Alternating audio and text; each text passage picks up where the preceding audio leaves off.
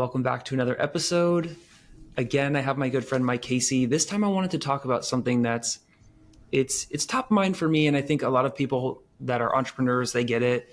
I don't know if necessarily the church or people that are spiritual, like they understand what we're about to about, but I want to dive into kind of like how entrepreneurship kind of mirrors faith, and how entrepreneurship, like it's, when you're starting something and you leave behind in many ways a normal lifestyle to go onto this roller coaster of you're not sure where you're going to live, how you're going to eat, what you're going to do. And you go through, months and months and sometimes years of discomfort, trusting that this thing will happen and you're just not sure. And you and we've worked together in many different businesses for people that are watching and that they don't have that context, but we have very different personalities when it comes to how we manage this. And my predisposition is always I'm good at saving, and I'm good at all that. I'm good at penny pinching, but I live in worry probably way more than you. And I don't want to be too personal and dive into your own laundry or whatever, but as you've started to grow in your faith over the last 24 months, I am curious about what parallels you see between stepping out in faith, whether it's starting a business, and how that mirrors what happens in your spiritual growth as a Christian. Sure. I think going into this experience was very different than the other entrepreneurial journeys that I've taken. And a large part in just kind of having gotten more involved in the Word, right? And really, I read the whole Bible last year. And so much of the Bible, really a lot of what Jesus talks about is this concept of worry.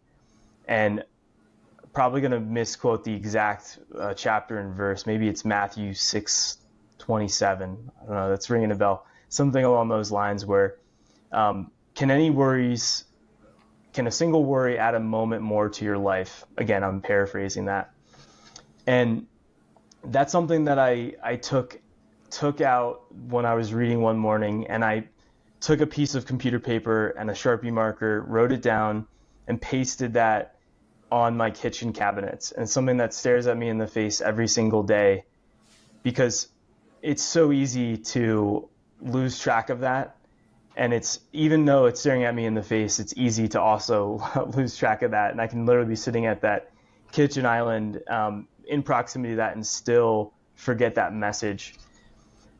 But that was really the foundation for me taking this leap into this business. The other part was this concept of asking God for guidance and sitting and listening in silence and letting the Holy Spirit, really kind of work its way through you. And when I was thinking about starting this company, the last company I was working for very unexpectedly ran out of money, and everything escalated so quickly. But I was never worried throughout the whole part of that process. Like I wasn't worried about penny pinching despite having a mortgage and having bills that I, have to pay every single month. For me, I was seeking guidance and prayer on, God, give me some kind of signs, miraculous wonders on what I should be doing. And I wasn't even going to actually go back into technology right away. I was going to really step back and look at other business models that might not have had anything to do with software, what I've been working on for 15 years. And then I started getting calls soon after that prayer. I started getting calls from former clients who were panicking essentially and asking, like, what's a replacement for the service that, for the company you used to work at? And I said, to be honest, there's really no exact replica for what we did. However, it's something that I probably got 3 of those calls within a 24-hour period of time once the other company had folded. And to me, I really felt deep down in my heart, without any hesitation, that those were the signs that I was asking for in those prayers. And that was a large part of being able to make that leap confidently, because of the way that those calls came in such short proximity for me asking for some signs. So it's funny. I really like the Bible Project, and right now they're going through this series. It's February 2025. They're going through this series on how, they're just talking about parallels, whether it's like the Exodus and then the Garden of Eden story, and like there's talking about all these different parallels, and that's how I like to look at the Bible with everything. Like somebody recently reached out on Twitter. I like posted, I'm big into health and health food, and my brother, obviously getting diagnosed with dementia in his 50s was like a real freak out moment for me of like, there is maybe something really wrong in food and healthcare, and like where do you start, right? Like everybody needs a guiding methodology or a belief system to kind of focus that.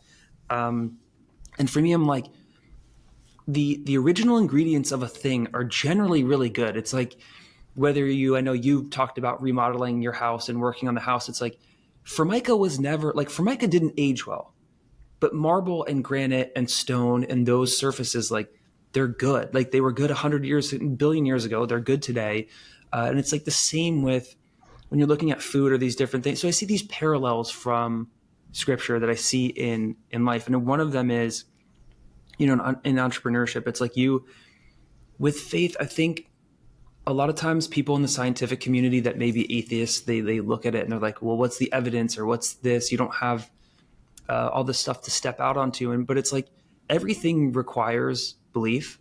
So if you're going to put your belief in, I'm not articulating this well, but a really simplified version of this was, I think it was NT Wright or someone I was listening to. He was like, people they have a problem with the virgin birth, but they have a problem with the virgin birth of Jesus, but they don't have a problem with the virgin birth of the universe.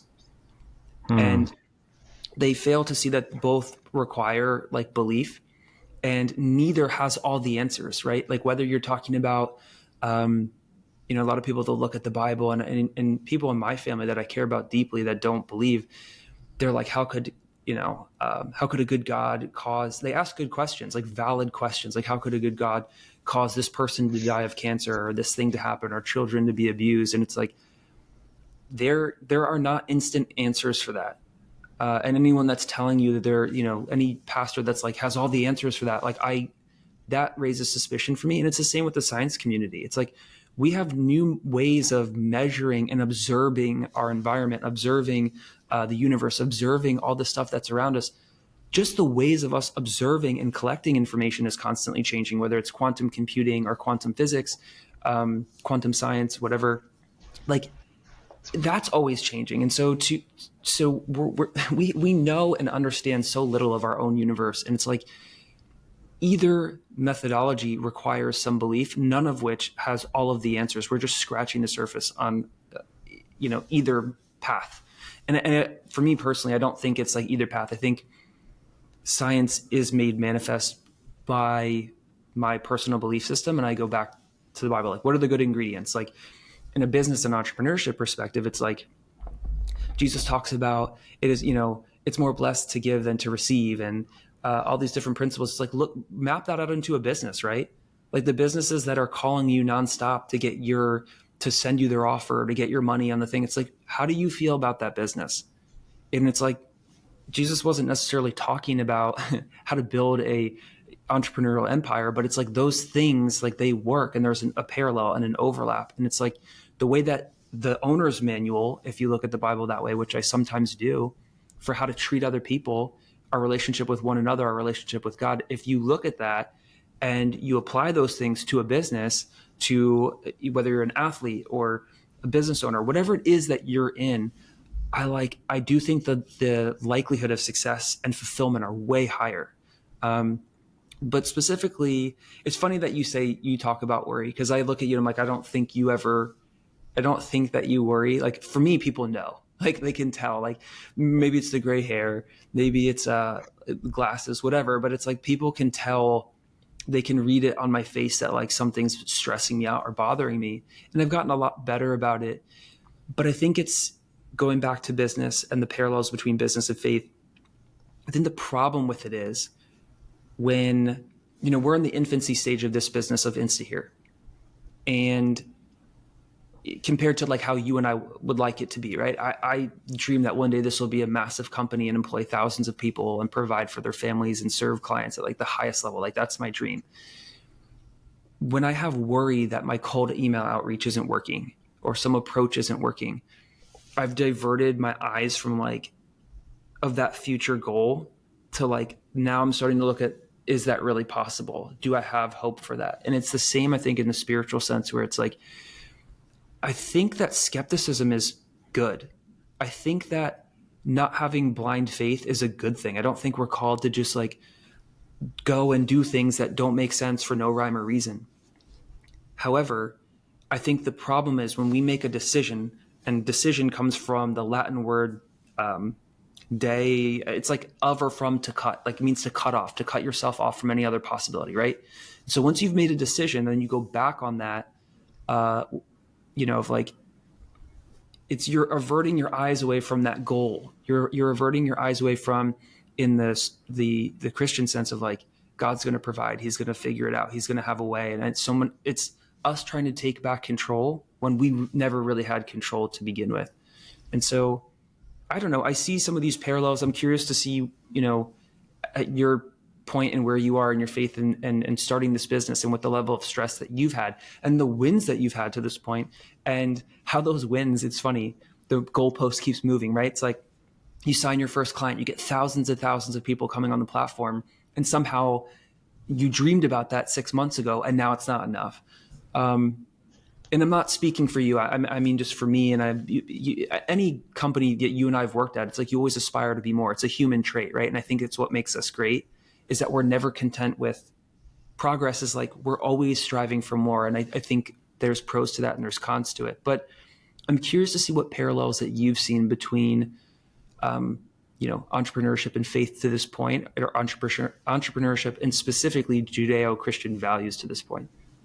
Sure. I would love to start back on something you mentioned around Exodus, and this might be actually referring to Numbers, but around that same period in the story, right, where Moses is leading the Israelites, right, through the wilderness to the promised land, and it should take a couple days, right, and it ends up taking 40 years, and it was by design, by God's design. They weren't ready to go into the promised land. They weren't ready to trust in the Lord, right? Through all the stories of not trusting in the water, demanding meat, right?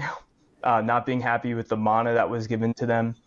And when I look back at the whole experience of multiple startups that aren't around today, or are a former shell of themselves that I was involved with, not running, but having pretty senior leadership positions, right? And I just instantly look back at that after having read the Bible and realize I feel like that was a preparation for the next chapter that I was about to go through. And God refines you through the trials and through the heat and through the fire. And that's a very different, I have a lot of gratitude for all of those very difficult times and the hard lessons and the pain of seeing people, that you work with, business partners, leave your life, right? Or they get, brought away by the distraction, or you can even go as far as saying the enemy had some hand in that, right? But I'm really gracious for those hard experiences. They don't seem fun at the time, but there's a reason why you go through those hardships. I do believe it was really reinforcing my faith. And one of the things that's a lot of, I'm a relatively, not a new believer, but I have a different lens on faith and a different emphasis on faith throughout the last 12 to 24 months at this point, than I had for a long period of time in my life. And ultimately for me, the peace of mind, whenever I'm scurrying around, running around, trying to build features, trying to sell. You wear a lot of hats, right? At a startup.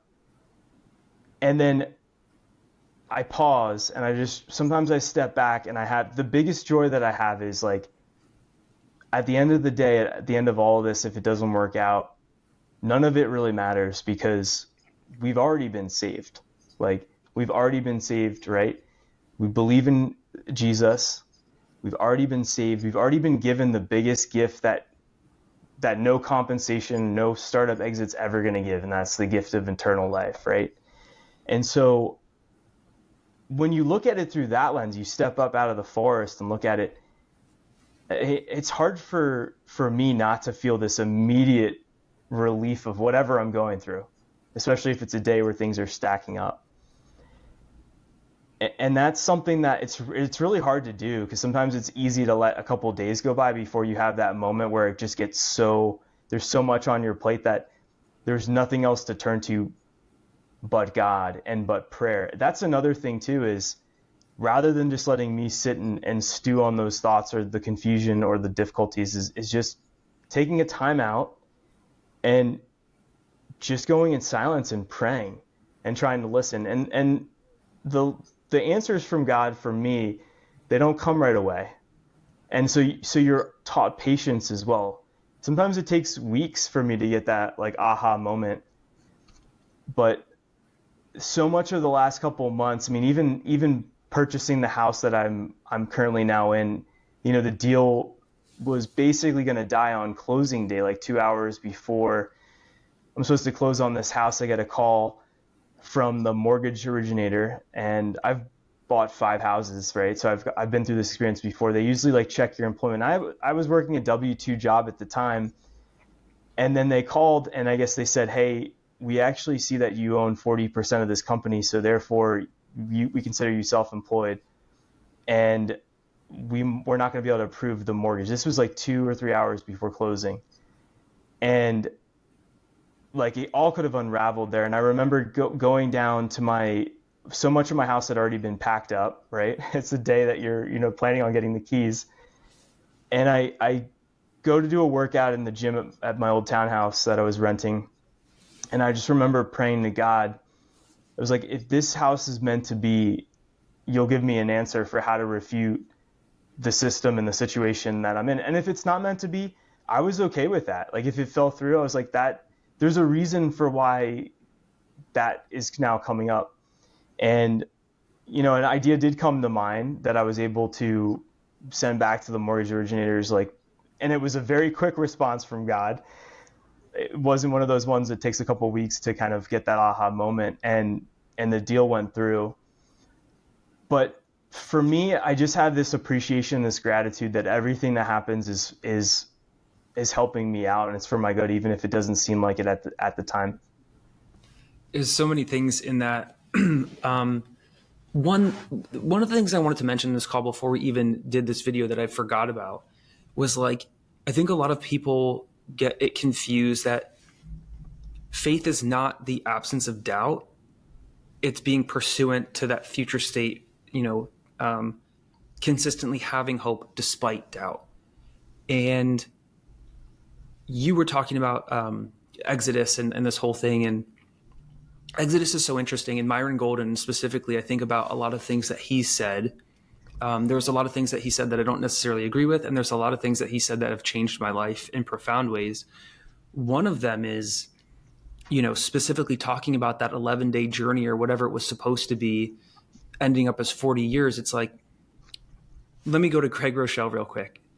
He always says God is rarely ever early, but he's never late. Something to that effect. And I think what a powerful statement, because when you're going through it, it's like, where are you? God's timing is always perfect. And it doesn't feel like it though when you're in it. And I think there's a lot of people that are listening to that are like, doesn't feel perfect when my kid got taken away, when I lost my job, when whatever, right? And it's like, people don't have the context of you and I working together and our fallout and then working back together. So that's for a future video, but it's more profound than people listening might understand. And being on the side of it, you can see the dots aligning when you look back, but when you're going through it, doesn't make sense necessarily.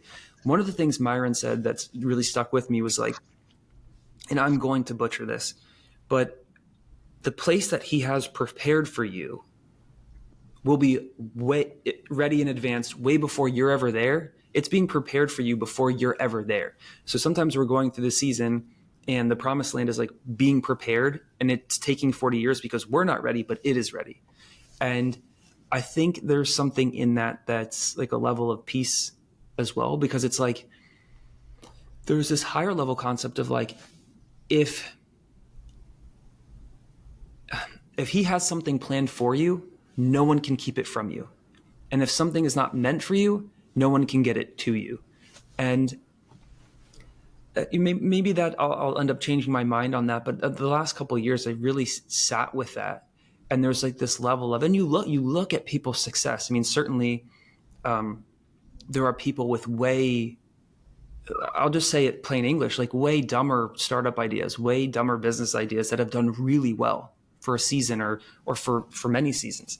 And I look at that and I'm like, well, why hasn't anything that I've built with really good people, with you, with Josh, with other people that I've, partnered in companies in the past with, it's like, why hasn't any of that worked out? They were good people. They were believers. They were, doing all this stuff. And it's like, for me, it feels like this intentional series of doors that open and close. And I know people like to argue like, divine will, like then we don't have free will if God's orchestrating things and whatever. And I kind of tend to lean to like some combination of both. The way that Myron Golden will describe it is like, God knows the end and the beginning because he starred in the movie, he filmed the movie, he did all the thing. We don't know how it's going to turn out, but he knows how it's going to turn out. And it's like, we still get our choice to open and close whatever doors we want to. That doesn't mean that he's not involved in whatever series of things that happen after that, or he knew that how our personality was going to respond to a certain stimulus.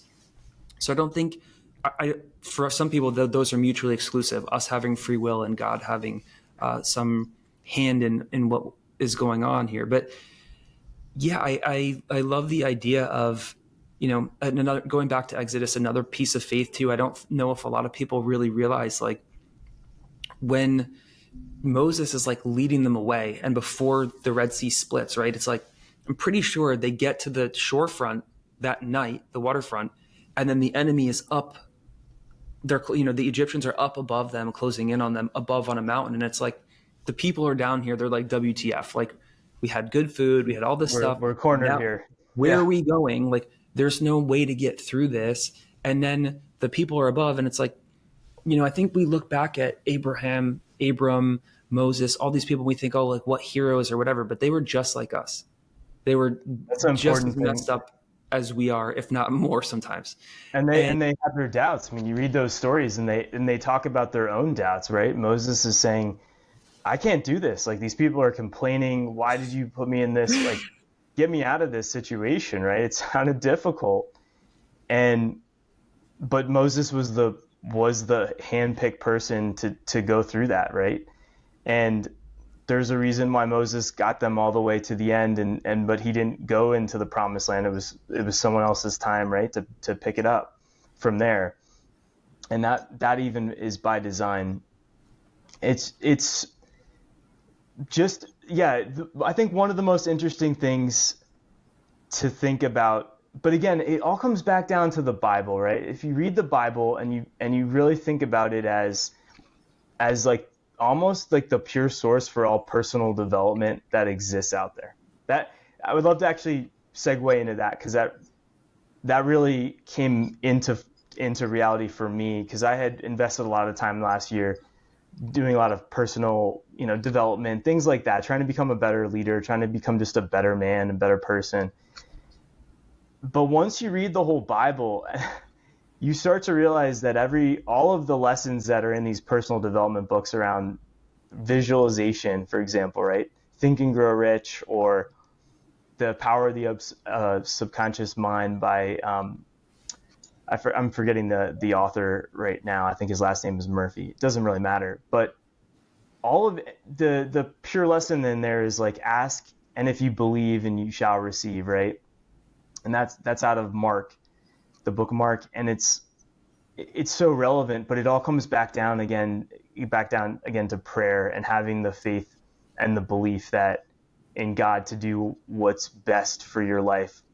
And it might not necessarily be the plan that you had envisioned, When I moved out to Boise, Idaho to take this job, I could have looked at it back and be like, why did God bring me out here? Why did this company fall apart? Why did I lose a really, really close friend in the whole process throughout that fallout? But it was all a journey that he had in mind to build that faith. And I don't think I necessarily was forced into that. I think the timing came around, but I do believe that God had a bigger plan for me than the original mission I came out here to do originally. And reading the Bible and seeing all of everybody else's stories in that, if you just read through the Psalms of David, right?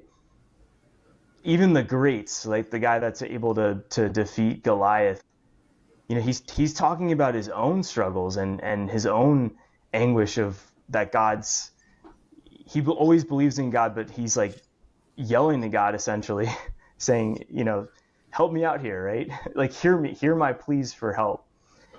And it's just this peace of mind that everything is working out for the Lord, and he has a way bigger vision than I ever will, and I don't have to have all the answers. I just have to have the trust. I like the personal development piece for a lot of reasons, but I want to point something out with it, and then we can kind of wrap things up because I know we're getting close to time. But for a long time, when I first started going through my hard season at the end of 2022, I was like just done with God, like so done, like beyond done.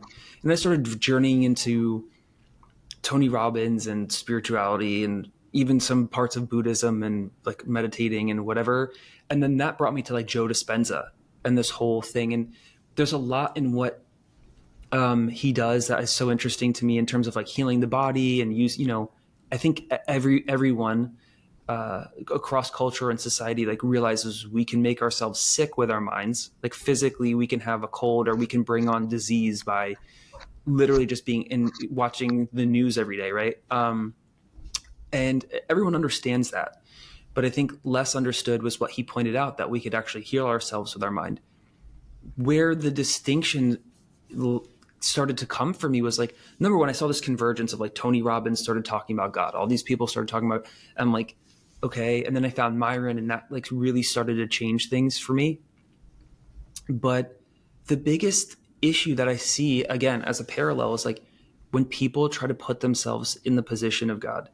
And the issue with Joe Dispenza for me was like, it was like, oh, you can heal yourself. You can do it all yourself. It's like, you can do all of these things. You can, and look at the financial systems, like your 401k, like you can save all this stuff for your future and do this and do that.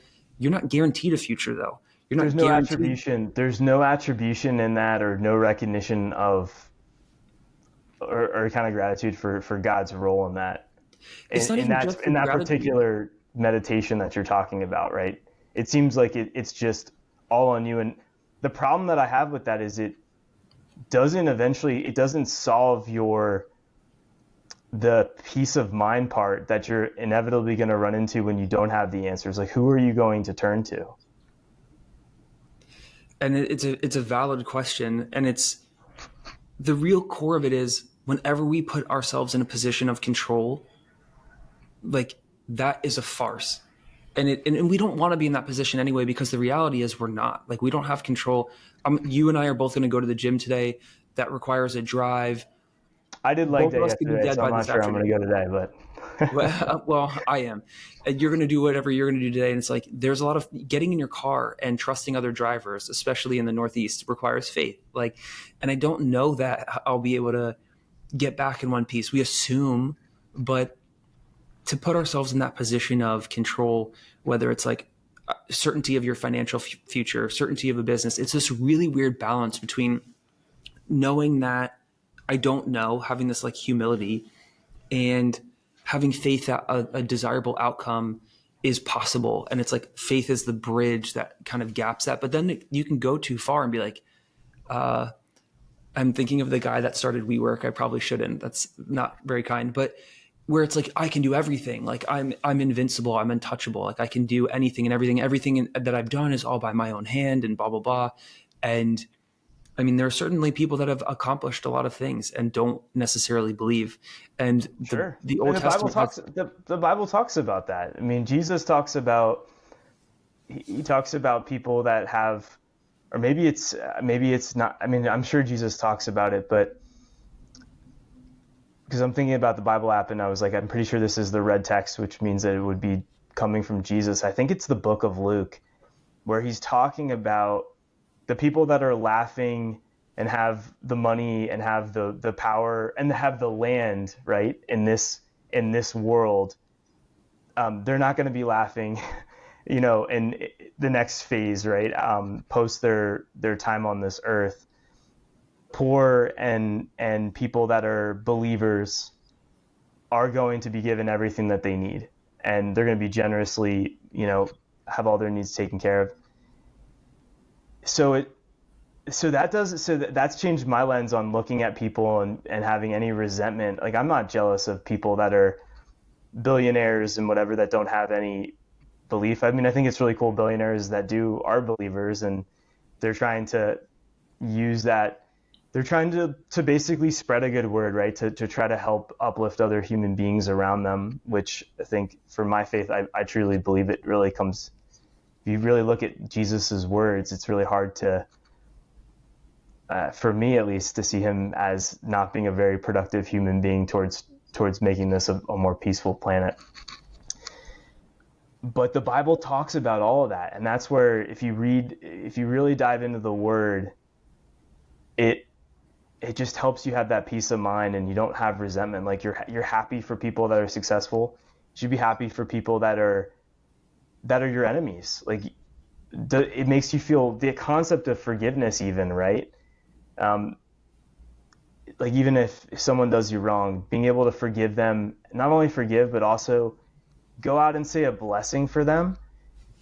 It seems hard to do, but try doing that and tell me that you don't feel better after that versus holding in the animosity. Like, it's common sense stuff that just really improves your life. You can see it. I mean, number one, going back to Joe Dispenza, right? Like, why would you hold that mental cancer into your body until it metastasizes into a physical cancer?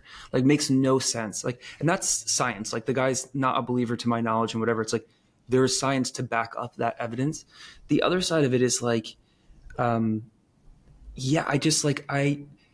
forget, there was something you were talking about in terms of forgiveness that was really interesting that I wanted to riff on, but it's already eluded me. But it just, like, we're just so much higher performing when we don't have to carry that baggage around. One of the things that I got into when I was going through this, like, I hate God phase, one of the Buddhist guys that I studied, he was like, so many of us, we go around and it's like, what I wanted to say about forgiveness is bitter people that I've ran across in my life, you can see it. Like, you could see it on their face. Like, you can see it in wrinkles and the way that they age. Like, I'm not trying to be mean, but people that I know that just plugged into the news and just were into all this, they were informed and they were like into all this stuff, and they couldn't forgive things that happened in the past and were really bitter. It starts to like show up in your biology. This Buddhist guy, he was like talking about how we go through a life. A lot of people, all of us to some degree, do this until we're conscious of it, and we can do it less and less, but we go through life and it's like we're picking up garbage. We're like janitors picking up garbage in New York City, and we're putting it into this like Santa's, whatever thing of presents that we just drag through life. And it's as we fill that up, this sack up with garbage that we're carrying around, it just starts to weigh us down. And forgiveness is, in my mind, is the process of emptying that and like just allowing things to be. But we're at time. I do want to wrap up, but I wanted to dive into, the importance of faith, the parallels of faith and building a business, and how, both are terrifying and both are these roller coasters that have highs and lows, and neither one, whatever vertical you're in, you don't have all the answers. It's like this process of going through the journey to get some of them in this lifetime, maybe not even half of them. But anything else that you wanted to close with before we wrap? I'll close with this one concept. I'd love to break off to other conversations on biblical principles and on how the approach was for this company versus companies where I did not have the knowledge, to be frank, at the time, or as aware, right, having not read the Bible and kind of gotten in more into the Word. But The other thing too that gave me kind of took the burden off my own shoulders when I went into this was, listen, if this thing doesn't work out, doesn't get customers, doesn't get traction, it's because God has a bigger and better plan for me. That's not this. And when you think through it through that lens, and the Bible says to take the burdens, like bring me, Jesus talks about bringing your weary burdens to him, right? It immediately is the biggest relief in the world to realize that not all of the weight's on your shoulders. And so that ultimately, again, led into this whole leap of a chapter where I was like, if it doesn't work out, something else is going to be bigger and better that's going to come along. And it's part of God's plan, not mine. I think I still struggle with that. The thoughts of ending up on the street, like it's real when you're If he running takes from care your of own the savings. sparrows, if he can feed the sparrows and the lilies, right, he'll take care of you. And I mean, it gives you instant peace of mind, even though it's easy to step into the world and into bank accounts and not think that you're saving enough for retirement, all that stuff, right? Those are all the practical matters. You know, the Bible talks a lot about making good use of investments, right? And not investing the money for things that multiply, right? Another subject that we can get into another time. But yeah, no, I'm not saying I have lots of moments where I slip and I totally forget all the stuff that I wrote down in a journal, or I even have posted in front of me in front of a coffee machine on my kitchen countertop. But then when I step back into it and really open my eyes, it's huge peace of mind. I can't end much better than that, but I do want to point out Thomas, right? The apostle. He gets such a bad rap for being doubting Thomas. And I think it's easy to see it from that perspective when it's like you get to the end, right? And it's like he witnesses all these miracles and things happen, and then Jesus dies, is resurrected, and Thomas is like, I don't believe it. Like, I don't believe it until I like see his hands and whatever. And it's like, bro, like you already witnessed all this crazy stuff that like, you and me sitting here talking about this, we believe it, but we didn't witness it the way that they did. And it's easy to think like, we're the same as all of these historical figures that are in the Bible. There's just so much parallel. And I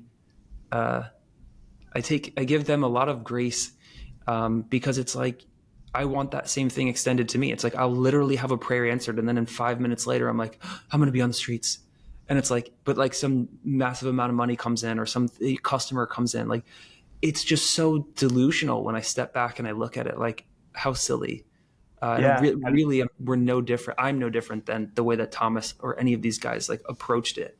Yeah. A great future topic for one of these conversations would be all of those kind of worries and the signs of the enemy versus it being God putting those thoughts into your head or influencing your behavior to make you feel that way. Ooh, I have That'd be thoughts a on that. fascinating topic. That's one I'm constantly fascinated by myself. We should explore that in a future one. One of my biggest topics that I think is so interesting is how I think that God even allows the evil one or like the things that happen that are evil. He even leverages those things that happen, people's predisposition towards certain addictions or things, like he leverages those for good. That's a future thing, but I think we'll end with this. And thanks for sharing your 2 cents and letting us go deep and personal. Until next time. Thank you, Perry.